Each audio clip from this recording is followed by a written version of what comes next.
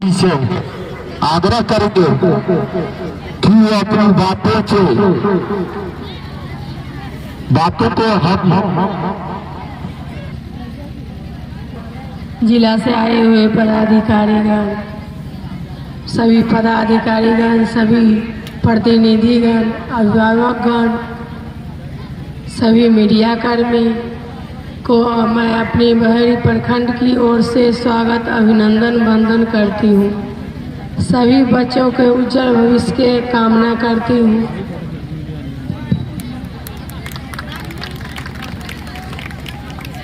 और 2 जगह प्रोग्राम है सरकार इतनी ठंडी में भी सर हमारे स्कूल में आए, इनके लिए हम अपने स्कूल परिवार की ओर से उनका हार्दिक अभिनंदन और हार्दिक स्वागत करते हैं। और सर के लिए एक शब्द बोलना चाहते हैं कि भाव की तस्वीर होता है कलम, भाव की तस्वीर होता है कलम, युद्ध में शमशीर होता है कलम। एक कलमगार कलम को संभल के चला, क्योंकि रात की तकदीर होता है कलम। और आपके कलम से अगर हमारे स्कूल का कुछ जिम्मेदार हो जाए तो हम पूरे गांववासी अपने आप को गौरवान्वित महसूस करेंगे। हम चाहेंगे सर, आप यहाँ पर आए हैं और यहाँ की जो स्थिति है, हमारे स्कूल की जो स्थिति है, आप स्वयं देख रहे हैं क्या स्थिति है। यहाँ पर बहुत समस्या है, यहाँ आपको अतिक्रमण की समस्या है, जमीन की, इस स्कूल का जमीन बहुत है पर इतना अतिक्रमण है। बहुत बार लिख के भी दे चुके हैं प्रिंसिपल साहब, बहुत बार हम लोग भी दे चुके हैं, पर अभी तक कोई कार्रवाई नहीं हुई है। रूम का अभाव है, शिक्षक का अभाव है। इस बार भी शिक्षक 6 शिक्षक आए जिसमें 3 चले ही गए, तो 3 ही यहाँ बचे। यहाँ मैथ के शिक्षक का अभाव है, इंग्लिश के शिक्षक का अभाव है, बायोलॉजी शिक्षक का अभाव है। तो हम आग्रह करेंगे सर कि सारी बातों को ध्यान में रखते हुए और हमारे स्कूल का विकास किस तरह हो उसको भी देखते हुए अपने स्तर से जो आपको लगे, आपकी कलम से जो लगे वो यहाँ देने की कृपा करेंगे। हम समस्त ग्रामवासी आपके मुखार बिंदु से सुनना पसंद करेंगे।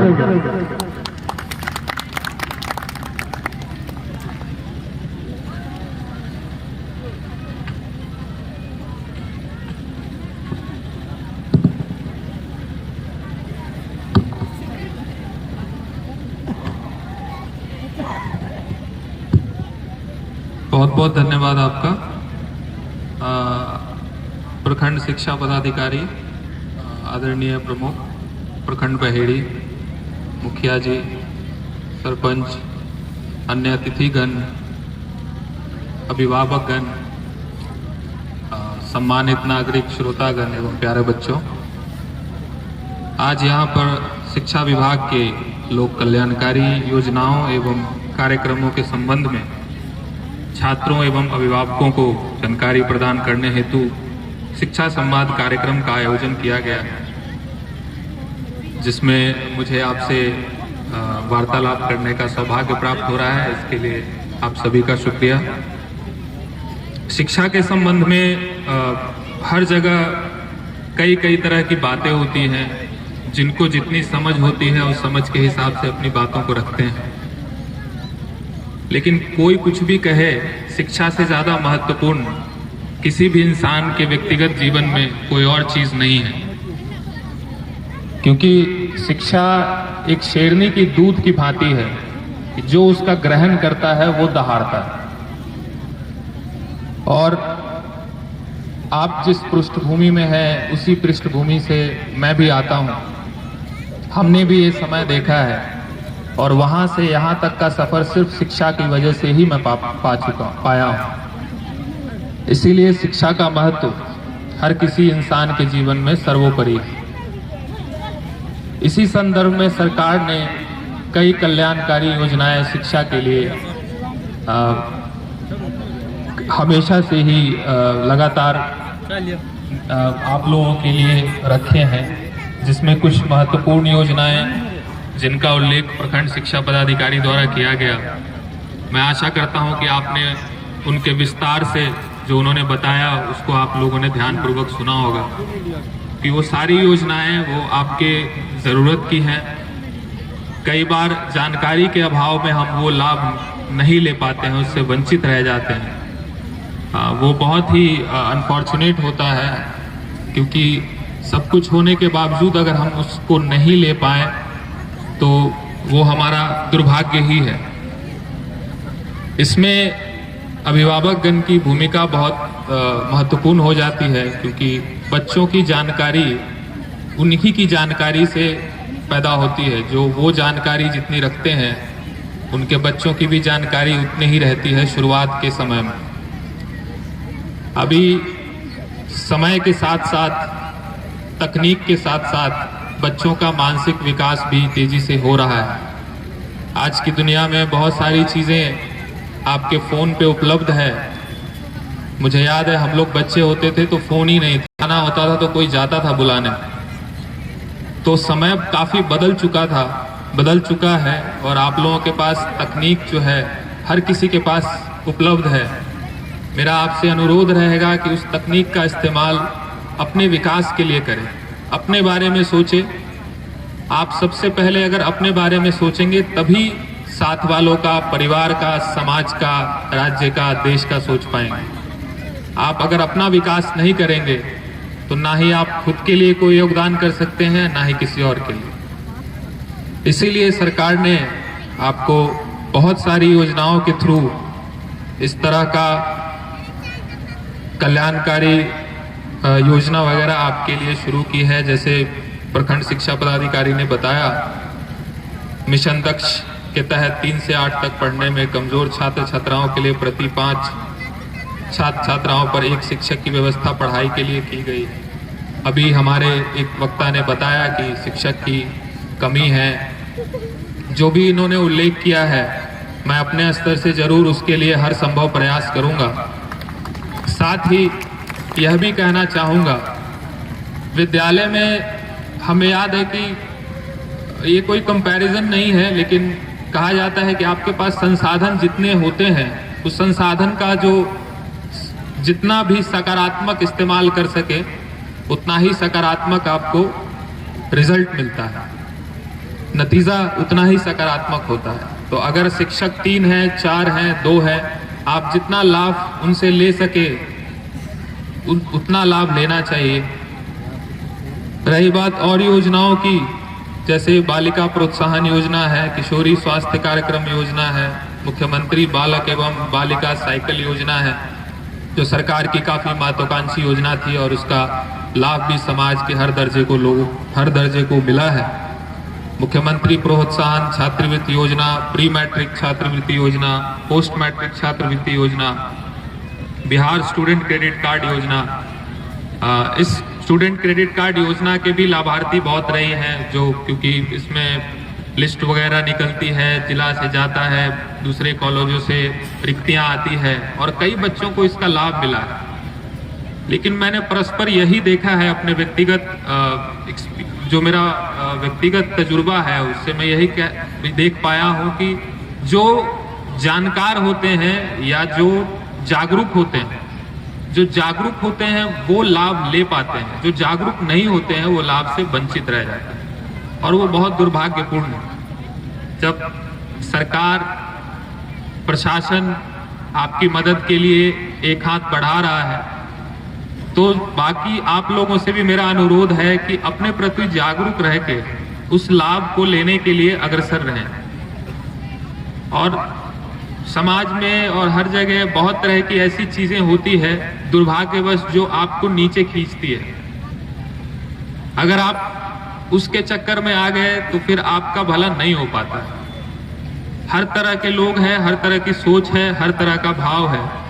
आपको ये देखना है, बच्चों से कह रहा हूं खासकर, आपको ये देखना है कि आपके लिए क्या लाभकारी है।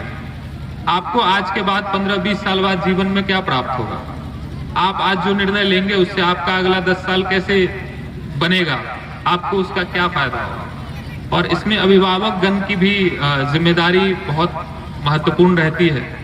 अगर वो चाहे तो अपने बच्चों को शिक्षा देकर बहुत आगे तक बढ़ा सकते हैं, जो हर किसी के काम आता है। जैसा कि हमारे प्रखंड शिक्षा पदाधिकारी ने कहा कि अभी हमारे वर्तमान में जो सेक्रेटरी सर हैं वो भी इन्हीं पृष्ठभूमि से, इन्हीं विद्यालयों से पढ़ के वहां तक पहुंचे हैं। तो आपके सामने एक जीता जागता उदाहरण है जो आपको ये चीज में विश्वास दिलाएगा कि ये नामुमकिन नहीं है। सिर्फ एक उम्मीद और एक हौसला अपना मजबूत करके आगे बढ़ना होता है।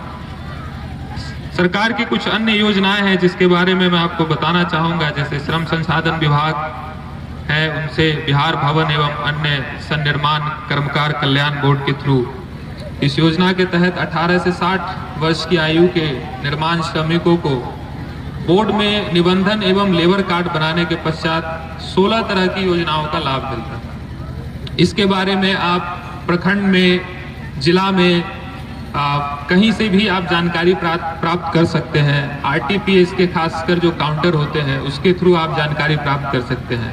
आजकल बहुत सारी चीजें जो है ऑनलाइन हो गई है, उसका भी आप लोग अपने लिए फायदा उसका उठा सकते हैं अगर आप जागरूक रहते हैं। उद्योग विभाग की योजनाएं हैं, जैसे मुख्यमंत्री उद्यमी योजना, प्रधानमंत्री रोजगार सृजन कार्यक्रम। आईसीडीएस की है एकीकृत बाल विकास सेवाएं, जिसमें 0 से 6 वर्ष की आयु के बच्चों के पोषण और स्वास्थ्य की स्थिति में सुधार करने का विजन है सरकार का। बच्चे के उचित मनोवैज्ञानिक, शारीरिक और सामाजिक विकास की नींव रखना, मृत्यु दर, रुग्णता, कुपोषण और स्कूल छोड़ने की घटनाओं को कम करना, बाल विकास को बढ़ावा देने के लिए विभिन्न विभागों के बीच नीति और कार्यान्वयन का प्रभावी समन्वय प्राप्त करना, पूरक पोषण, टीकाकरण, इन सभी तरह के तमाम सुविधाओं के साथ सरकार ने बड़ी सकारात्मक सोच से योजनाएं आपके सुपुर्द की है। उसका लाभ लेना आपके लिए, भविष्य के लिए आपके, वो हमेशा ही सकारात्मक रहेगा। स्वास्थ्य विभाग की योजनाएं हैं कुछ, जननी बाल सुरक्षा योजना, नियमित टीकाकरण, कालाजार उन्मूलन, राष्ट्रीय बाल हृदय योजना, राष्ट्रीय बाल स्वास्थ्य कार्यक्रम, राष्ट्रीय किशोर स्वास्थ्य कार्यक्रम, प्रधानमंत्री सुरक्षित मातृत्व अभियान, शिशु स्वास्थ्य कार्यक्रम। मातृत्व अभियान के थ्रू प्रत्येक महीने की 9 तारीख को सभी प्राथमिक स्वास्थ्य केंद्र, रेफरल अस्पताल एवं अनुमंडल अस्पताल में सरकारी एवं प्राइवेट डॉक्टर द्वारा गर्भवती महिलाओं का विशेष सेहत जांच मुफ्त किया जाता है। सेहत जांच के दौरान blood test, urine test, blood pressure, सबका जांच किया जाता है। इसी तरह के पोषण पुनर्वास केंद्र है, परिवार कल्याण कार्यक्रम है, और इन तरह की तमाम योजनाओं का लाभ बच्चों को भी प्राप्त होता है और समाज के विभिन्न वर्गों के, स्त्री और पुरुष सभी के लिए इस तरह की योजनाएं सरकार की कल्याणकारी योजनाएं। शिक्षा के बारे में 1-2 और महत्वपूर्ण चीजें मैं बताना चाहूंगा जो जनरली लोगों को लगता है कि शिक्षा से बहुत जल्दी लाभ नहीं मिलता है। जैसे हमारा जो मनोविज्ञान है, जनरली इंसान का यही कहता है कि अगर हमने 10 रुपया लगाया तो हमें 20 रुपया ना मिल जाना चाहिए 1 घंटे के अंदर। अगर वो नहीं मिल रहा है तो वो फायदा नहीं है। ये सोच बहुत पुरानी है और अब उसको बदलने की जरूरत है। शिक्षा एक ऐसा क्षेत्र है जहां पे आप अगर बच्चों के लिए शिक्षा आप बराबर शुरुआत से ही देते हैं तो जब तक आपके बच्चे बड़े होंगे, जो कि हर आदमी चाहता है कि उसके बच्चे स्वस्थ रहें, अच्छे से बड़े हो, सब कुछ हो, तो शिक्षा अगर आप साथ देते रहते रहेंगे तो आप ये देखेंगे अंत में कि वो बड़े भी हो गए हैं, समझदार भी हो गए हैं, अपने जीवन यापन के लिए चीजें भी ढूंढ लेते हैं और आपको उन पे गर्व भी महसूस होता है। लेकिन इन सभी चीजों में एक समय लगता है। वो समय देने की इच्छा, वो समय देने की दृढ़ता जो है वो अभिभावक के अंदर होनी चाहिए। वो तुरंत आपको लाभ नहीं देता है, एक समय के बाद लाभ देता है जो जिंदगी भर चलता है। जैसे आप LIC में इंश्योरेंस कराते हैं, डिफरेंट जगह पे इंश्योरेंस कराते हैं, वो उस तरह के ही उसी दिशा में एक कोशिश है ये। अगर आप करके देखेंगे तो इसका लाभ मिलेगा। बच्चों के लिए यही है कि शिक्षा जो है वो ऐसा नहीं है कि किसी ने दिया तुम लूंगा, कोई नहीं देगा तो नहीं लूंगा। शिक्षा आपका अधिकार है और ये अधिकार ना मैं दे रहा हूं, ना यहाँ मंचासीन लोग, ना आपके अभिभावक। शिक्षा आपका अधिकार संविधान के तहत है। संविधान के आर्टिकल 21A में शिक्षा आपके अधिकार की तरह सन्निहित है और आपके अधिकार के लिए अगर कोई बीच में आता है तो वो गलत है। उसके प्रति आपको अपनी जागरूकता दिखानी चाहिए और आपको अपना अधिकार लेना चाहिए, क्योंकि उसका फायदा अंत में सबको होता है। इन्हीं बिंदुओं के साथ मैं आशा करता हूं कि आप लोग सभी लोग इस तरफ अपना एक सकारात्मक रुख अपनाएंगे।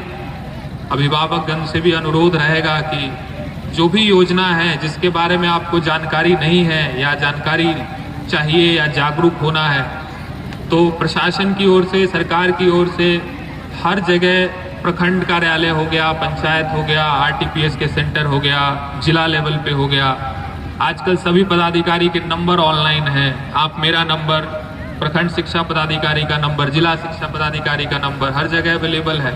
आप लोगों से बात कर सकते हैं, पूछ सकते हैं।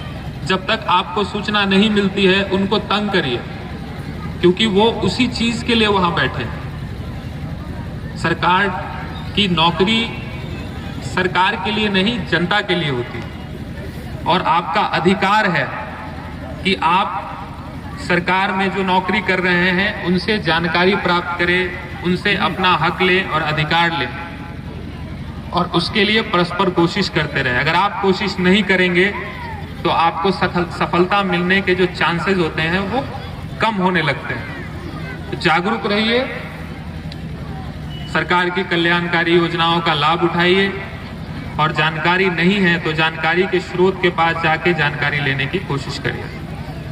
हम लोग इसी बिंदु पे मैं कहना चाहूंगा कि यही एक पहल है सरकार की, जो आपसे संवाद का जो कार्यक्रम किया गया है कि आपको योजनाओं के बारे में बताना, आप किस किस योजनाओं का लाभ ले सकते हैं, क्या क्या चीज आपको जानकारी होनी चाहिए और क्या क्या चीज आपके लिए फायदेमंद है। अपने भविष्य के लिए आप सकारात्मक तरीके से जागरूक रह के जितना हो सके कोशिश करें। आपका किस में फायदा है। आज का युवा, उसको ये सोचना जरूरी है कि उसके जिंदगी के अगले 15, 20 साल, 25 साल किस तरह से जाएंगे। उसके लिए आपको आज से बनाना होगा। 30 साल की उम्र के बाद ज्यादा चीजें नहीं हो पाती है शिक्षा के क्षेत्र में। शिक्षा शुरू होती है बचपन से। वैसे ही जैसे घर बनाने के लिए सबसे पहले नींव डालनी पड़ती है, बहुत इंपॉर्टेंट होता है, बहुत महत्वपूर्ण होता है, वैसे ही शिक्षा शुरुआत से होती है। चाहे थोड़ी हो, धीरे धीरे बढ़िए, लेकिन उसके प्रति नकारात्मक भाव रखना ये अपने पैर पे कुल्हाड़ी मारने के बराबर। मैं आशा करता हूं कि आप लोग आज यहाँ से कुछ भी, कोई भी बिंदु जिस पे आपको जागरूकता मिली हो या ज्ञान मिला हो, उसका इस्तेमाल आप अपने लिए करेंगे। मैं इन्हीं वक्तव्यों के साथ सभी आप लोगों को धन्यवाद देते हुए और यहाँ पे उपस्थित सभी लोगों को धन्यवाद देते हुए मैं अपना वक्तव्य समाप्त करता हूँ। Thank you.